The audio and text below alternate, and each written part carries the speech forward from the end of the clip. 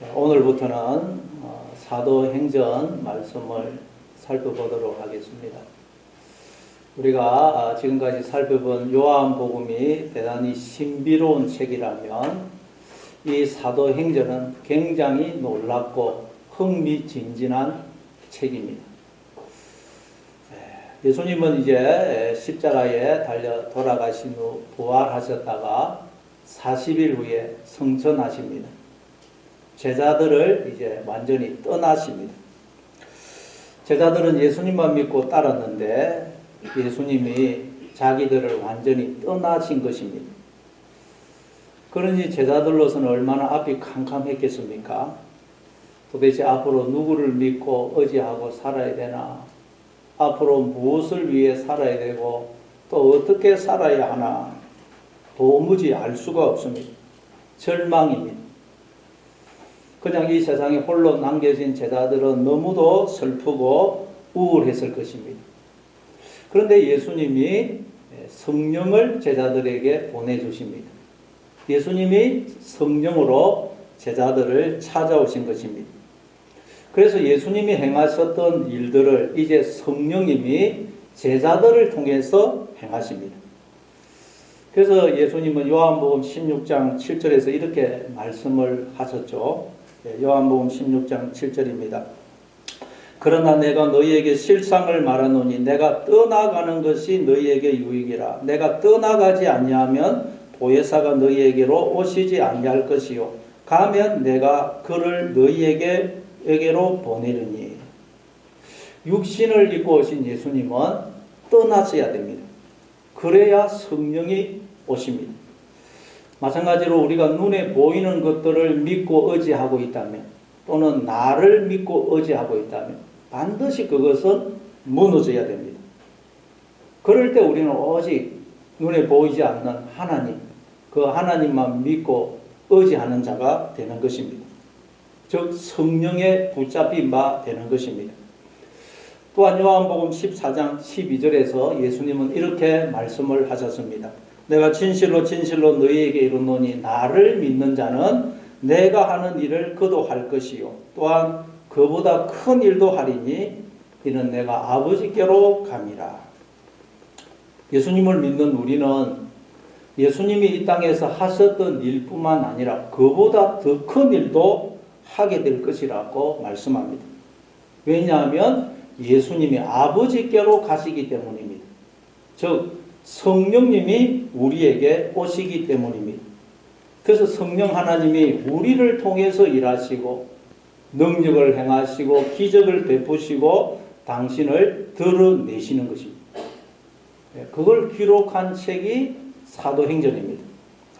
그래서 베드로는 이렇게 이야기합니다. 사도행전 10장 38절 우리 같이 한번 읽어보겠습니다. 사도행전 10장 38절 같이 읽습니다. 시작. 하나님이 나사렛 예수에게 성령과 능력을 기름 붓듯 하셨으며 그가 두루 다니시며 선한 일을 행하시고 마귀에게 눌린 모든 사람을 고치셨으니 이는 하나님이 함께 하셨습니다.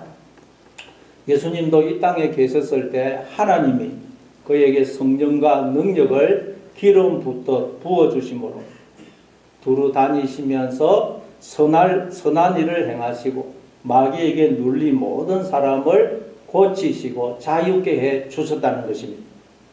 마찬가지로 이제 예수님이 사도들에게 즉 우리에게 성령과 능력을 기름 붓듯 부어주셔서 우리로 하여금 이 땅에서 선한 일을 행하고 마귀에게 눌린 모든 사람을 고쳐내고 살려내는 일을 우리를 통해서 행하신다는 것입니다. 그러니까 예수님이 이 땅에 계셨을 때에 사셨던 그 삶과 행하셨던 그 일들이 끝나는 게 아니고 이제 우리를 통해서 계속 이어지고 이루어진다는 것입니다. 그러기 위해서는 오직 하나, 우리가 성령을 받아야 된다. 성령의 충만함을 입어야 됩니다. 성령의 다스림과 지배를 받아야 된다는 것입니다. 모세가 하나님의 손에 붙잡힌 지팡이가 될 때 하나님이 모세를 통해서 놀라운 능력과 기적을 행하셔서 당신의 백성을 애굽에서 건져내셨듯이 우리가 하나님의 손에 붙잡힌 지팡이가 될 때, 즉 성령의 다스림과 지배를 받을 때 하나님이 우리를 통해서 놀라운 기적과 능력을 행하셔서 제2의 포로된 자들을 건져내시고 하나님 나라가 이 땅에 임하게 하시는 것입니다. 그걸 기록한 책이 사도행전입니다. 그래서 이 사도행전의 책 제목이 헬라어로는 프락세이스 아포스톨로입니다. 프락세이스는 행함들, 복수 행함들이고 아포스톨로는 사도들의라는 뜻이에요. 그래서 헬라 원문으로는 책 제목이 사도들의 행함들입니다. 그래서 우리 한글 성경은 사도행전으로 번역을 한 것입니다. 행이라는 것은 행할 행자, 전자는 정기 전자. 그래서 사도들의 행함을 기록한 정기, 즉 책이라는 뜻입니다. 그럼 여러분, 우리도 다 각자의 사도행전을 기록해야 되는 것입니다. 그래서 오늘 본문에 보면 사도행전이 어떻게 시작이 되느냐, 우리가 한번 오늘 본문 다시 한번 읽어보겠습니다. 사도행전 1장 1절 2절 같이 읽습니다. 시작. 데오빌로여, 내가 먼저 쓴 글에는 무릇 예수께서 행하시며 가르치시기를 시작하신부터 그가 택하신 사도들에게 성령으로 맹하시고 성천하신 날까지의 일을 기록하였노라. 이 사도행전을 기록한 저자는 이방인이었고 의사였던 누가입니다. 누가. 이 누가는 사도 바울의 제2차 전도 여행 때부터 계속해서 사도 바울과 함께 동행합니다. 그래서 사도 바울의 행적을 자세히 기록할 수 있었던 것입니다. 근데 여기 보니까 그럼 수신자는 누구냐? 데오빌로여 그러죠. 데오빌로. 이 사도행전의 수신자는 데오빌로입니다. 데오빌로는 하나님이라는 뜻의 데오스와 사람, 친구라는 뜻의 필로스의 합성어입니다. 그래서 데오빌로라는 말은 하나님의 사랑을 받는 자, 또는 하나님을 사랑하는 자, 또는 하나님의 친구라는 뜻입니다.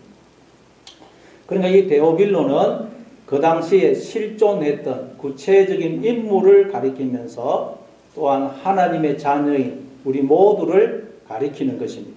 우리가 다 데오빌로입니다.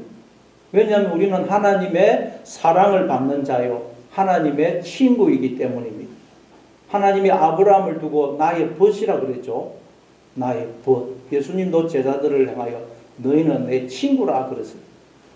하나님은 우리를 친구로 부르십니다. 친구. 여러분, 친구란 그를 나와 동등하게 대한다는 말 아닙니까? 동등하지 않으면 친구가 안 됩니다. 내가 위에서 지시한다. 절대 친구가 안 돼요. 친구는 그를 나와 동등하게 대한다는 것입니다. 그리고 비밀이 없이 모든 것을 함께 나누는 사이가 친구입니다. 비밀이 있으면 또 친구가 안 됩니다.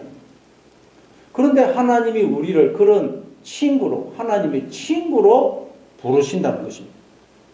아니, 이게 어떻게 있을 수 있는 일입니까? 우리는 여러분 조금만 나보다 수준이 높으면 자존심이 상해서 친구 안 합니다. 또 나보다 수준이 좀 낮으면 그 사람 수준이 낮아서 안 되겠다 그러면서 또 친구 안 삼습니다. 무시합니다. 그리고 우리는 또 속으로 숨기는 것이 많아요. 그런데 창조주 하나님이 피조물인 우리, 먼지와 같은 우리, 죄인인 우리를 친구로 부르시고 친구로 여기신다는 것입니다. 아니, 하나님과 우리가 어떻게 친구가 될 수 있습니까? 하나님과 우리 사이는 하늘과 땅 사이예요. 절대 친구가 될 수가 없습니다. 창조주 하나님과 피조물이 어떻게 친구가 될 수가 있겠어요? 그래서 하나님이 사람이 되어 우리를 찾아오신 것입니다. 우리의 수준으로 내려오신 거예요. 죄인인 우리의 친구가 되어주시려고 하나님이 죄인의 모습으로 우리를 찾아오신 것입니다. 그래서 예수님이 이 땅에서 세리와 죄인들의 친구가 되어주셨죠. 왜냐하면 그들만 죄인의 모습으로 오신 예수님을 영접했기 때문입니다. 그러나 바리새인들은 죄인의 모습으로 오신 예수님을 자기들의 수준과 안 맞는다고 배척했습니다. 거부했습니다. 예수님이 죄인인 우리의 친구가 되어 주시려고 죄인의 모습으로 왔더니 자기들하고 수준이 안 맞는다고 하나님을 거부하더라는 거예요. 여러분은 어떻습니까? 친구로 여러분을 찾아오신 하나님을 영접해서 친구가 되어 계십니까? 우리가 하나님과 친구가 되지 못하는 이유는 오직 하나, 우리가 교만하기 때문에, 마음이 높아져 있기 때문입니다.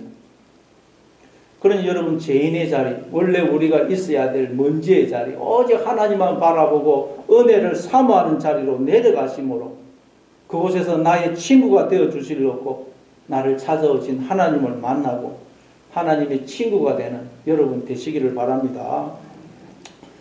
그런데 데오빌로여, 내가 먼저 쓴 글에는 이라고 그래요.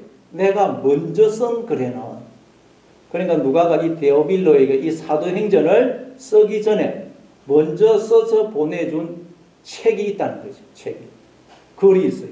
그 책이 무슨 책입니까? 네, 누가복음입니다. 누가복음 1장 1절부터 4절입니다. 누가복음 1장 1절부터 4절. 예, 우리 같이 읽습니다. 시작. 우리 중에 이루어진 사실에 대하여 처음부터 목격자와 말씀에 일꾼된 자들이 전하여 준 그대로 내력을 제술하려고 붓을 든 사람이 많은지라. 그 모든 일을 근원부터 자세히 미루어 살핀 나도 데오빌로 각하에게 차례대로서 보내는 것이 좋을 줄 알았노니 이는 각하가 알고 있는 바를 더 확실하게 하려 함이로라. 네, 여기 보면 또 데오빌로가 나오죠.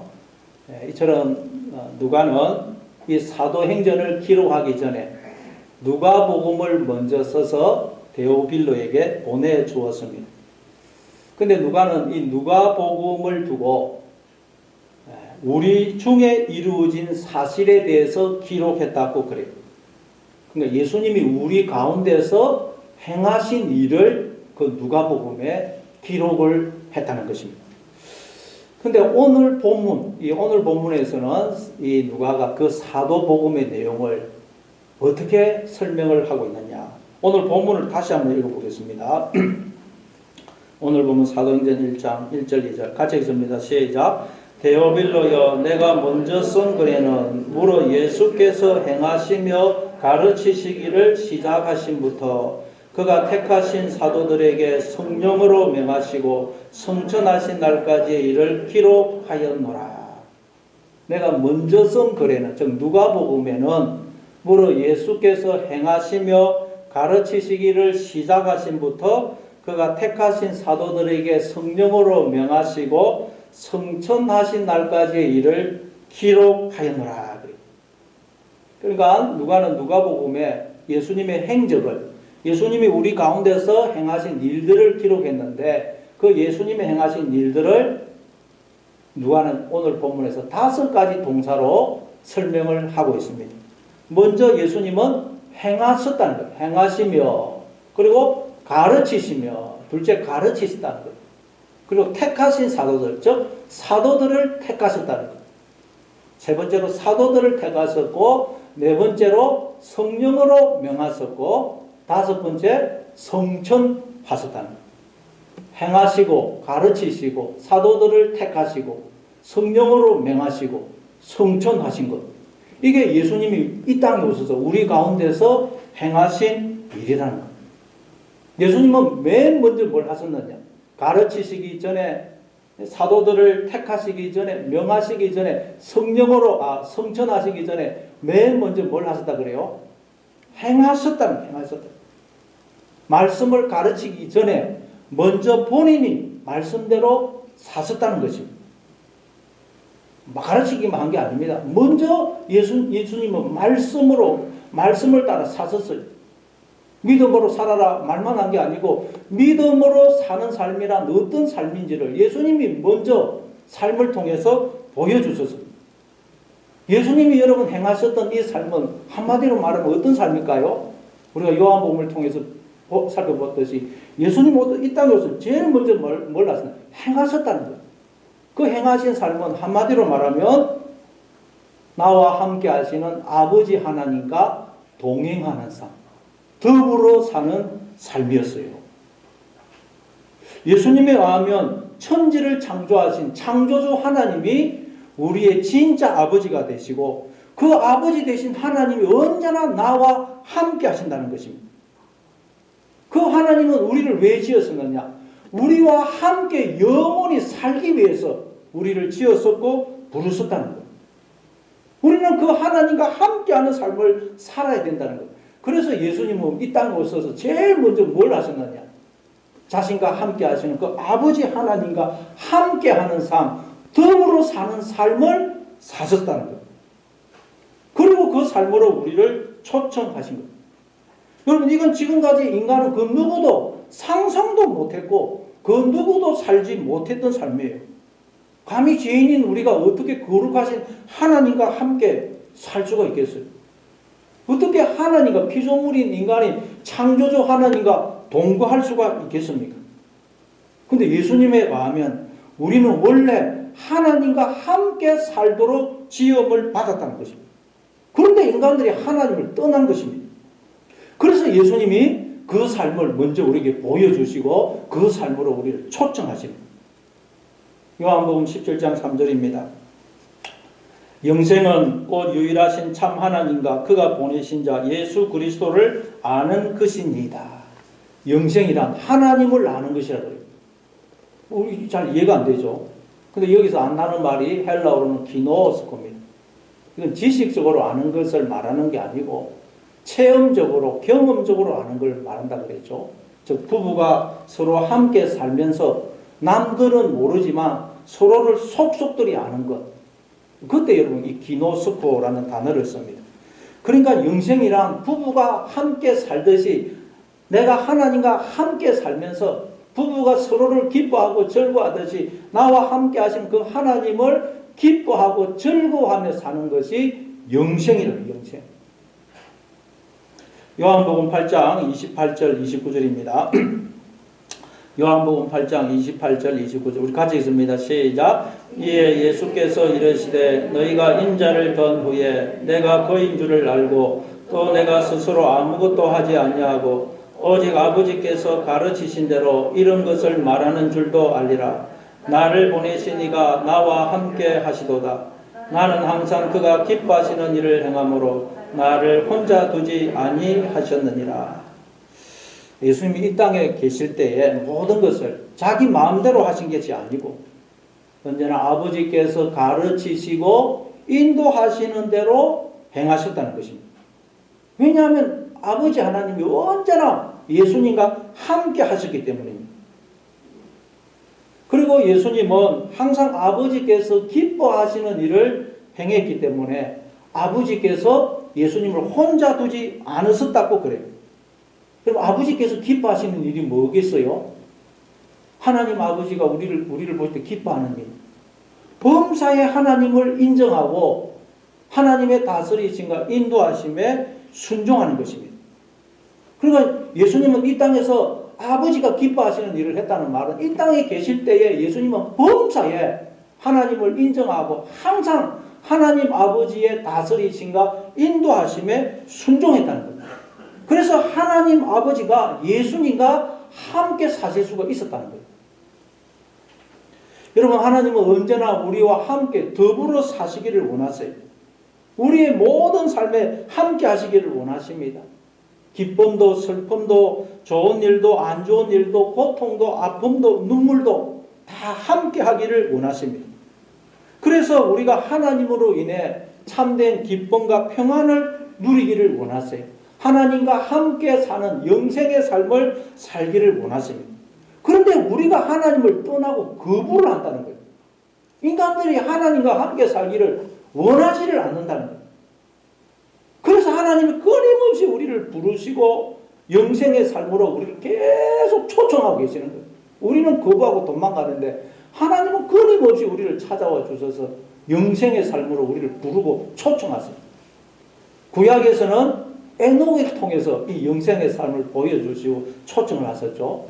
예, 우리 창세기 5장 21절부터 24절 보겠습니다. 창세기 5장 우리 같이 읽습니다. 시작. 에녹은 65세에 머두셀라를 낳았고 머두셀라를 낳은 후 300년을 하나님과 동행하며 자녀들을 낳았으며 그는 365세를 살았더라. 에녹이 하나님과 동행하더니 하나님의 그를 데려가심으로 세상에 있지 아니하였더라. 에녹은 65세에 머두셀라를 낳았고 머두셀라를 낳은 후에 300년을 하나님과 동행하며 자녀들을 낳았다 그래요. 이 말은 여러분 동행하면서 자녀를 낳았다는 거예요. 이 말은 무슨 뜻이에요?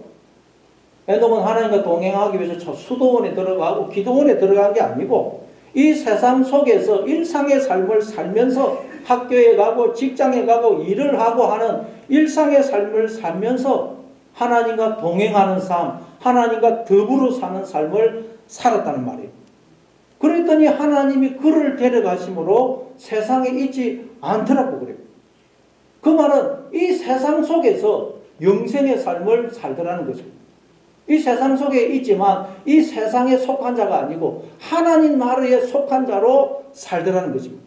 이 땅에서부터 죽음과 상관없는 자가 되더라는 거예요. 창세기 5장에는 아담의 족보가 나옵니다. 근데 족보에 보면 전부 다 끝이 뭘로 끝납니까? 죽었더라. 전부 다 죽었다는 것이 나요. 창세기 예를 들어서 창세기 5장 3절부터 8절까지 한번 보겠습니다. 아담은 130세에 자기의 모양 곧 자기의 형상과 같은 아들을 낳아 이름을 셋이라 하였고 아담은 셋을 낳은 후 800년을 지내며 자녀들을 낳았으며 그는 930세를 살고 죽었더라. 셋은 105세에 에노스를 낳았고 에노스를 낳은 후 807년을 지내며 자녀들을 낳았으며 그는 912세를 살고 죽었더라. 계속 자녀를 낳고 몇 세를 살고 죽었더라. 자녀를 낳고 몇 세를 살고 죽었더라. 계속 그거 반복됩니다. 자녀를 낳고 몇 세를 살고 죽었더라.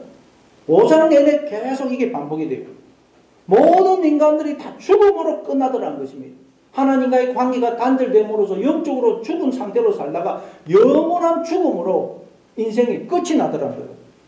이게 지금까지 이 땅을 산 모든 인간들의 운명이었습니다. 이 삶 외에 다른 삶이 있다는 것은 알지를 못했습니다. 그런데 에녹은 하나님의 다스림과 인도하심에 순종하여 하나님과 동행하는 삶을 삶으로써 이 땅에서부터 영생을 살더라는 것입니다. 이 땅에서부터 죽음과 상관없는 자가 되더라는 것입니다. 그걸 여러분 하나님이 에녹을 통해서 희미하게 보여주시고 이 영생으로 인간들을 초청을 했는데 아무도 인간들이 알지를 못하고 이 초청에 응하지를 않더라는 것입니다. 그래서 이제 하나님이 예수님을 보내어서 우리에게 하나님과 함께 사는 영생의 삶을 너무도 분명하고 생생하게 보여주신 것입니다. 그래서 예수님은 십자가를 앞에 두고서도 기쁨과 평안이 넘쳐났죠. 요한복음 14장 27절에 보니까 예수님은 십자가의 죽음을 앞에 두고서도 평안을 너희에게 끼치노니 곧 나의 평안을 너희에게 주노라. 내가 너희에게 주는 것은 세상이 주는 것 같지 아니하니 너희는 마음에 근심하지도 말고 두려워하지도 말라 그랬어요. 십자가 죽음을 앞에 두고서도 평안이 넘친다는 거예요. 이 평안을 너희에게 준다 그래요. 그러나 제자들은 예수님의 그런 모습을 보면서 도무지 이해가 안 되고 아니 어떻게 저런 삶을 사는가 알 수도 없었어요. 그래서 예수님이 이제 삶을 통해서 이 영생의 삶을 보여주실 뿐만 아니라 두 번째로 가르치신 거예요. 그래서 오늘 본문에 보면 가르치셨다. 두 번째로 예수님이 하신 일이 가르치셨다. 그래서 예수님이 이 땅에서 하신 두 번째 일이 가르치신 거예요. 그러면 여러분 예수님의 가르침은 단순히 지식적인 가르침이 아닙니다. 우리가 하나님을 인격적으로 만나고 그 하나님의 다스림과 인도하심에 순종하여 하나님과 더불어 사는 삶을 살도록 하는 가르침이에요. 이걸 성경에서 뭐라 그래요? 단련이라고 해요. 단련. 그게 말씀으로 가르칠 뿐만 아니라 고난을 주어서 우리를 단련하신다는 거예요. 그러니까 말씀으로만 가르친 게 아니에요. 여러분 우리는 단순히 말씀만 지식적으로 듣는다고 해서 하나님을 영접하지 않습니다. 하나님의 다스리심과 인도하심에 순종하지 않습니다. 왜냐하면 우리 속에는 이 옛사람이 하나님을 거부하기 때문에. 그래서 반드시 성경에서 말하는 가르침은 지식적으로만 가르치는 게 아니고 고난을 통해서 우리를 단련하세요. 이거까지 포함이 돼요. 포함. 그래서 하나님은 먼저 말씀을 통해서 나는 너와 함께 살고 싶어. 그래서 너로 영생의 삶을 살게 하고 싶어. 그런데 너 속에 있는 그 죄가 그 교만이, 너의 그 옛 자아가 이걸 방해해.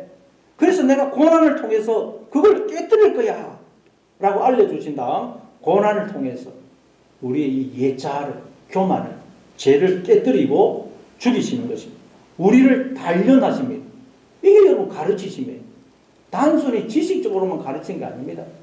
훈련을 통해서, 단련을 통해서 가르쳤어요.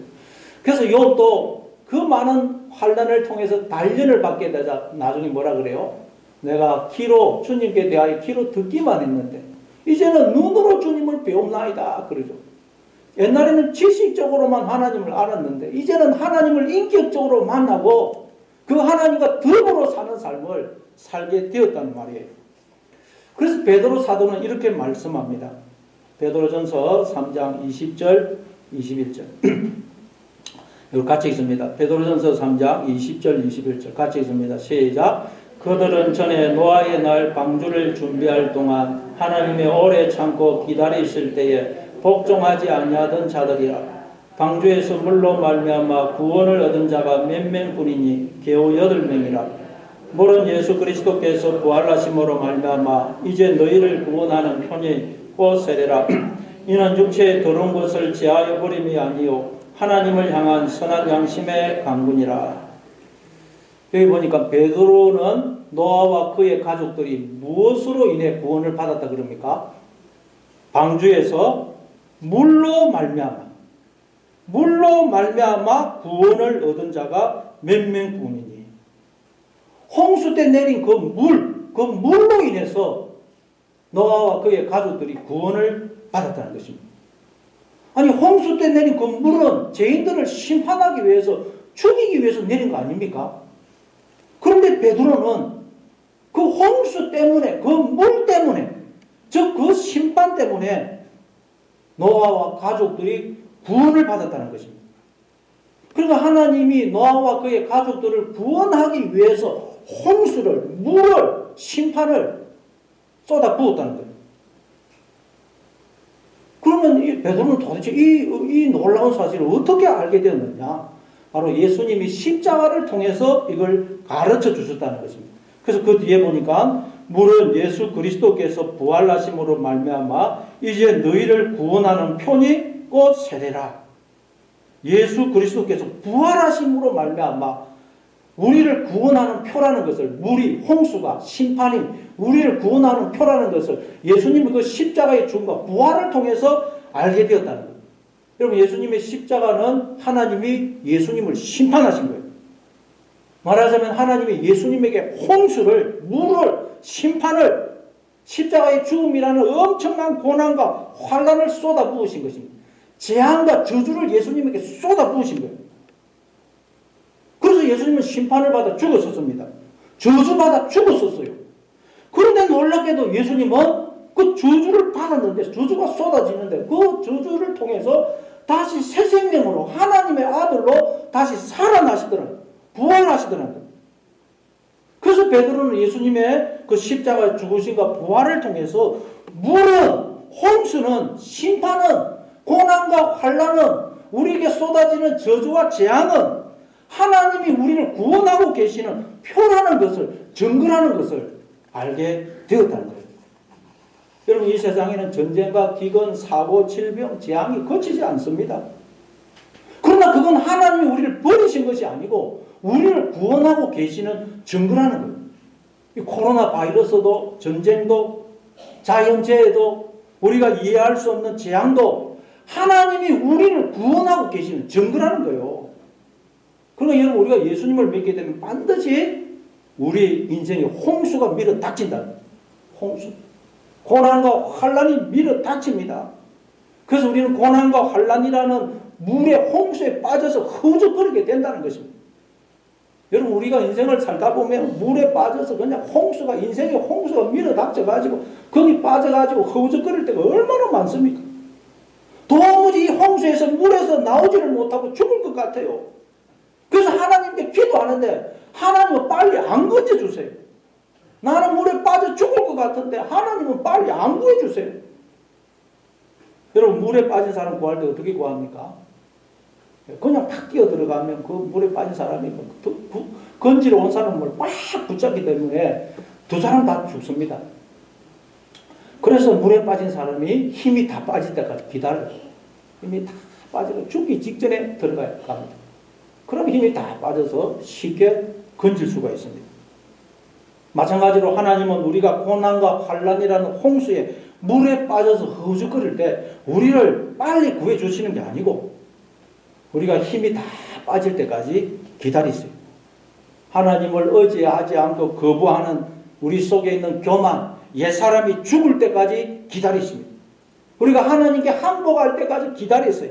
그래서 우리가 힘이 다 빠져서 하나님께 항복하면 이제 하나님이 우리와 함께 사시게 되는 것입니다. 그러니 여러분 인생에 고난과 환난이라는 홍수가 물이 밀어닥쳐서 허우적거리고 있습니까? 죽을 것 같습니까? 그래서 하나님이 나를 버리신 모양이다. 나를 사랑하시지 않는 모양이다. 그렇게 생각하고 계십니까? 그렇게 생각하면 안 된다는 거예요. 베드로는. 그렇게 생각하지 마시고 하나님이 나를 사랑하셔서 영원토록 나와 함께 사시려고 그걸 방해하는 내 속에 있는 교만과 옛사람을 죽이고 계시구나. 하나님이 지금 나를 구원하고 계시고 복을 주고 계시구나 생각하고 오히려 감사하고 힘을 빼시기 바랍니다. 하나님께 항복하시기 바랍니다. 그래서 하나님과 함께 사는 영생의 삶을 살아가시는 여러분 되시기를 바랍니다. 그리고 예수님은 세 번째로 뭘 하시다 그래요? 사도들을 택하셨습니다. 사도들. 오늘 보면 우리 다시 한번 읽어볼까요? 오늘 보면 사도행전 1장 1절 2절 같이 읽습니다. 시작. 대벌려여 내가 먼저 쓴 글에는 오늘 예수께서 행하시며 가르치시기를 시작하신부터 그가 택하신 사도들에게 성령으로 맹하시고 청천하신 날까지 이를 기록하였노라. 택하신 사도들. 예수님 세 번째로 하신 일은 사도들을 택하셨어요. 원래 예수님은 12명의 제자를 택하셨죠. 자, 그럼 또 사도는 뭘까요? 12명의 제자를 뽑았는데 또 사도는 뭐냐? 누가복음 6장 12절 13절입니다. 누가복음 6장 12절 13절 같이 읽습니다. 시작. 이때에 예수께서 기도하시러 산으로 가사 밤이 새도록 하나님께 기도하시고 밝음에 그 제자들을 부르사 그 중에서 12를 택하여 사도라 칭하셨으니. 여기 보면 예수님의 제자들을 부르시고는 그 중에서 많은 제자가 있었어요. 예수님을 따르는 많은 제자가 있었는데 그 중에서 12를 택하여 사도라 칭하세요. 12명의 제자를, 그러니까 12명의 제자를 사도라고 부르세요. 여기 봅니다. 그럼 제자는 무엇이고 사도는 뭐죠? 제자는 배움에 초점이 있어요. 배움. 예수님이 행하시며 가르치는 것을 배우는 자가 제자입니다. 우리는 먼저 제자가 되어야 돼요. 제자. 우리는 언제나 예수님을 통해서 배워야 됩니다. 그러나 제자로만 머물면 안 됩니다. 우리는 사도가 되는 데까지 나아가야 됩니다. 그럼 사도는 뭐냐? 사도는 아포스톨로스인데 보내다라는 아포스텔로라는 동사에서 나온 명사형입니다. 그러니까 보냄을 받은 자. 사도란 보냄을 받은 자라는 뜻이에요. 그러니까 사도는 어디에 초점이 있느냐? 세상 속으로 보냄을 받았다는데 초점이 있어요. 우리가 예수님으로부터 이제 배웠으면 이 세상 속에 나가서 배운 대로 살아야 됩니다. 삶 속의 말씀을 적용해서 실천을 해야 돼요. 그게 사도입니다. 사도. 그럼 우리가 이렇게 오늘 교회 나와서 예배 드리고 말씀을 듣는 것을 말하자면 이제 제자인 거예요. 제자. 배우는 것입니다. 제자로서 배웠으면 그 상태에 머물면 안 되고 이제 배운 것을 삶 속에 가서 세상 속으로 들어가서 그 말씀을 삶 속에 적용해서 실천해야 됩니다. 배운 대로 나와 함께 하시는 주님과 동행하는 삶, 더불어 사는 삶을 살아야 됩니다. 그게 사도예요. 사도. 그래서 여러분 각자의 사도행전을 써나가야 됩니다. 누가복음 9장 1절 2절입니다. 누가복음 9장 1절 2절 같이 읽습니다. 시작. 예수께서 12제자를 불러 모으사 모든 귀신을 제어하며 병을 고치는 능력과 권세를 주시고 하나님의 나라를 전파하며 앓는 자를 고치게 하려고 내보내시며 예수님이 12제자를 불러 모으사 모든 귀신을 제어하며 병을 고치는 능력과 권세를 주셔서 세상 속으로 내보내시죠. 뭐 하라고요? 하나님의 나라를 전파하며 앓는 자, 즉 하나님을 떠나 고통하며 죽어가고 있는 자를 고치고 살려내라고 모든 능력과 권세를 주어서 세상 속으로 내보냈습니다. 그래서 결국 죽었더라로 끝날 인생들에게 죽음과 상관없는 영생의 삶을 살도록 하라고 내보내십니다. 이게 사도입니다. 사도. 그래서 예수님의 보내심에 순종하여 이 세상에 나가서 저 가정에서 일터에서 학교에서 나와 함께 하시는 주님과 더불어 사는 영생의 삶을 살 뿐만 아니라 이 영생의 삶을 주변의 사람들에게 가르칠 때 그때 우리는 사도가 됩니다. 사도. 그런 점에서 예수님도 사도로 이 세상에 오신 사도. 그래서 요한복음 20장 21절에서 예수님은 아버지께서 나를 보내신 것 같이 나도 너희를 보내노라 그러죠. 예수님도 하나님 아버지의 그 보내심에 순종하여 이 세상에 사도로 오신 것입니다. 사도. 여러분 제자가 되는 데는 그냥 지식적으로 우리가 배우는 데는 큰 순종이 필요 없어요. 결단과 희생이 필요 없습니다. 그러나 사도가 되기 위해서는 반드시 순종과 결단이 필요합니다. 그래서 오늘 본문에 보면 예수님이 사도들을 택하셨다. 이 택했다는 말이 헬라로 에클레고마입니다. 에클레고마. 에크는 뭐로 붙어. 어디서 이렇게 끄집어낼 때 뭐로 붙어. 에클레시아 교회할 때도 에크. 이 전치사와 말하다, 부르다라는 레고라는 단어의 합성이에요. 그러면 여러분 이 사도를 택했다는 말은 우리의 의사나 어떤 반응과 상관없이 예수님이 일방적으로 사도로 택했다는 말이 아니고 우리를 부르시는 거예요. 내가 보여준 것처럼 이 세상에 나가서 하나님과 더불어 사는 영생의 삶을 살 뿐만 아니라 하나님을 떠나 죽어가는 자들에게 이 영생의 삶을 살도록 해줄래? 우리를 초청하시고 부르는 거예요. 여러분 그 부름은 우리가 응답을 할 때 이제 이게 성취가 되는 거예요. 아무리 하나님이 우리를 불러도 초청을 해도 우리가 응답을 안 하면 성취가 안 됩니다. 택했다는 말이 우리말로는 택했다지만 에클레고 어디에서 이렇게 나오고 하나님이 부르시는 거예요. 그래서 그 부름에 우리가 응답할 때, 반응할 때, 결단할 때 우리는 사도가 됩니다. 사도. 그러니까 여러분 예수님이 사도들을 택했다 보니까 이거 나하고는 상관없다. 이렇게 생각하면 안 된다는 거예요. 에베소서 1장 4절부터 5절입니다. 에베소서 1장 4절부터 5절 같이 읽습니다. 시작. 곧 창세전에 그리스도 안에서 우리를 택하사 우리로 사랑 안에서 그 앞에 거룩하고 흠이 없게 하시려고 그 기쁘신 뜻대로 우리를 예정하사 예수 그리스도로 말미암아 자기의 아들들이 되게 하셨으니. 여기 보니까 하나님이 창세전에 그리스도 안에서 우리를 택하시고 예정하셨다고 말해요. 여기서 예정론이 나온 것입니다. 그러나 예정론은 구원받을 사람과 그렇지 않을 사람, 천국 갈 사람과 지옥 갈 사람이 창세전부터 예정이 되어 있다는 그런 뜻이 아닙니다.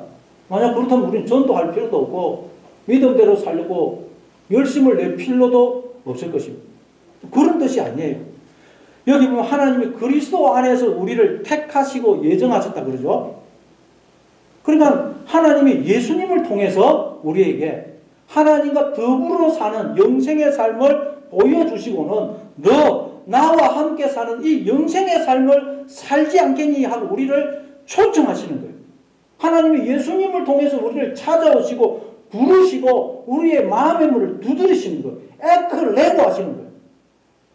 그래서 우리가 예수님을 통해서 우리를 찾아오시고 부르시는 하나님의 그 부르심에 응답하고 반응할 때 마음의 문을 열고 주님을 영접할 때 그래서 주님과 함께 사는 삶을 살 때 우리는 그리스도 안에서 택함을 받고 예정을 입은 자들이 되는 것입니다. 이게 하나님의 택하신과 예정은 우리의 의지, 반응과 상관없이 기계적인 게 아니에요. 반드시 우리의 반응, 응답을 전제로 하는 것입니다. 응답을. 왜냐하면 하나님의 목적은 우리와 함께 사랑 가운데 영원히 사는 것이기 때문에요. 하나님 우리 마음에 들어오시려고 그럽니다. 그러기 위해서 우리의 마음을 얻어야 돼요. 우리가 마음을 하나님께 주지 않으면, 마음의 문을 열지 않으면 하나님은 우리 속에 들어오실 수가 없고 우리와 함께 사실 수가 없어요. 그래서 하나님은 우리가 마음의 문을 열 때까지 우리가 하나님의 부르심에 자원해서 반응하고 응답하고 순종할 때까지 계속 우리에게 사랑을 베푸시면서 기다리십니다. 우리 인생 내내 하나님이 기다려주신 것입니다. 그래서 이사야서 30장 18절에 보니까 그러나 여호와께서 기다리시나니 이는 너희에게 은혜를 베풀려 하시며 일어나시리니 이는 너희를 긍휼히 여기라 하심이라. 대저 여호와는 정의의 하나님이시라. 그를 기다리는 자마다 복이 있도다. 그럽니다. 하나님이 지금 기다리고 계시다는 거. 계속 찾아오셔서 마음의 문을 두드리시고 말씀하시고 마음의 문을 열어주기를 기다리고 계신다는 거. 그러니 여러분 이 하나님의 이 부르심에 응답하고 결단하심으로 이제 이 세상 속에 나가서 하나님과 더불어 사는 영생의 삶을 사실 뿐만 아니라 죽어가는 자들을 살려내는 사도로 살아가는 여러분 다 되시기를 바랍니다.